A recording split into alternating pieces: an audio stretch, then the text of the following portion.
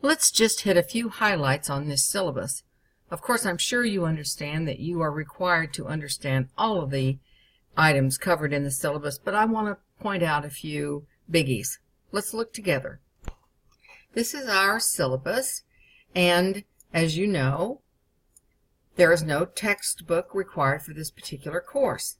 Everything is contained within the classroom, and so you will want to make sure that you set aside time according to the Carnegie Unit, which you'll see down below, to study each of the pages in the classroom. There's one module per section in this course. Within that, there may be 2 modules. You'll see when you get into that particular area of the course. But the dates will change depending upon the length of the term. We have 15-week terms, we have 7-week terms, we have 5-week terms, so the dates will change, but the material will remain the same. There are certain basic writing skills that students are expected to have mastered prior to taking this course. Those are contained in this syllabus, and we'll go over those in a second. This class consists of 1 to 2 models per unit, online study materials, some fun assignments that I think you'll really enjoy, and 3 essays. This is a short essay, a little bit longer essay, and your research paper, for which you have one of 2 options in the way to approach that particular assignment, and a fun, creative final exam. Well, it's challenging, but it's fun. The dates for all of those will vary. This next section about grades is very important for me to cover with you here as well as in the syllabus. I've always said my entire teaching career, anything is better than a 0. Let me show you why. Failure to submit any document, that includes the few discussion boards that we have, a daily assignment, the essays. Failure to submit any document results in a -3 grade for that project. It isn't a 0, it's a -3. At the end of the semester, let's say that your weighted average is 71, but you fail to turn in a discussion board. You will receive an additional 3-point penalty from that 71, making your new weighted average a 69, a D. Now let's look at it when it goes the other way. If you have turned in all assignments and you have done passing work on each of those assignments, you will receive a weighted total that includes +3 for the completion of all the work. That 3 points is given once, and it is given to the final grade. So if your weighted total was 68, you turned in everything, you earned a passing grade on everything, and your average still comes out to be a 68, those added points would give you a 72.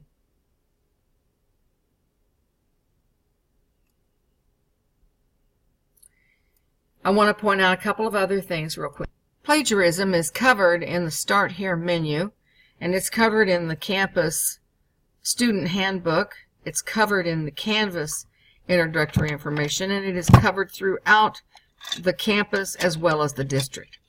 I want to hit on a few points right here in this syllabus review, because I had something come up this semester, not in this class, but in a different class, and not at this school, at a different school. What happened was a student turned in a really nice essay, beautifully typed, well written, not at all like the writing style he had demonstrated prior to that. So I asked him about that. I said, what's going on there? Well, my wife typed it. I told her what to write, but I don't know how to type. I didn't do well in keyboarding in high school, and I really don't know how to type on anything other than a phone to write a text. I don't know how to type. So I told her what to write, and she wrote it. And I said, yes, we have a word for that. It's called cheating. Everything you submit must have been typed by you, by your own hand. That is made explicit throughout all of the district information, and I want to make sure that we do not fall into that pitfall again, because that student received an F, of course, and that essay and his excuse were submitted to the dean, and I don't know where it went from there. But don't have that here. Be sure that you understand anything that is not your original idea or from your own original point of view, from your experience in life, needs to be documented. If I make a statement about the origin of Darwin's theory, I wasn't born knowing that. How did I learn what that was? Well, I had to research that. And wherever I researched that, I need to give credit to those people. And it looks really smart when I do, because anybody reading the paper knows that I don't know. I wasn't born knowing anything. So that's something important. It's also repeated in the course. This semester, in courses across the board, from universities to community colleges, I received over 250 excuses for late work. And so we have implemented a new policy. Any and all excuses must be documented by one of the following. If you were too sick to turn your work in on time, I will need an emergency room receipt or a doctor's note that includes letterhead and contact information. In the case of the passing, which would be unfortunate, we hope that doesn't happen, of a mother, father, grandmother, grandfather, spouse, sibling, your own child, which, God, we don't ever want to even hear that, but a certificate must be attached with letterhead and contact information. This semester, of the 250 excuses I received, at least 70 of them contained information about a grandfather who had passed away. And so it's not that I don't believe anybody, but I will need to see verification for any and all excuses that you write to me. Again, you are allowed one excused late submission, except the final exam, for which you have been given time until the very last minute to submit, and so I cannot allow any late submissions for that. There are no late submissions acceptable for discussion boards, since people will be listening and waiting for your discussion post so that they can reply to you. So other than those two experiences, you have one excused late submission. You don't need to write me an essay about why you are taking that one submission. You can simply send me an email and saying you are taking that one late submission here. I don't need to hear any of the details. You are allowed that. You are entitled to that. Beyond that, if a crisis comes up in your life, which I certainly hope it won't, but if it does, you will need to, and in this particular instance, you can send an attachment through an email, and that attachment would be the certification of the excuse. Word count is included for everything, for absolutely everything. The reason is that we need to demonstrate to the district that you wrote 10,000 words. Believe me, by the time we have completed this semester, you will have, in drafts, redrafts, polished drafts, etc., for which you are given credit each time you write, you will way exceed that, and it'll be fun doing that. But every single thing that you submit must have a word count. If it does not have a word count, you will be docked between 0 and 100 points. And I reserve the right to apply a grade of 0 to any document other than discussion posts that does not contain name, date, course, assignment, and word count. And I've given you an example, and when you get to the Start Here menu, there is a video tutorial to show you exactly how you arrive at word count. It's very easy, and you'll enjoy that. So that's how that goes. Discussion boards are very important for the district, for the campus, and for me. This is not a correspondence course. This is a live classroom, and you are expected to communicate with the other members of the class. To that end, I have included some discussion boards. Not very many. There aren't very many discussion boards, but they are all critical. There's only one thing that annoys me that students do. Really, I can absolutely handle anything. And that is when a discussion board was due September the 10th, for example, and somebody submits content on May the 4th. What was the point of doing that? There's nobody in there to discuss that post with. Somebody's just trying to throw in something at the last minute to get credit. That will not work. And that will still receive -3 for not turning in that discussion board when it was due. Within the course, you will also have a wonderful cyber cafe.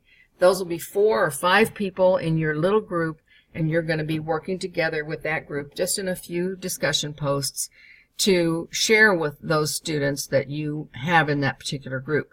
I am adamant about keeping up with those posts and those due dates because you are brilliant and you need to share your brilliance with the other members of that group.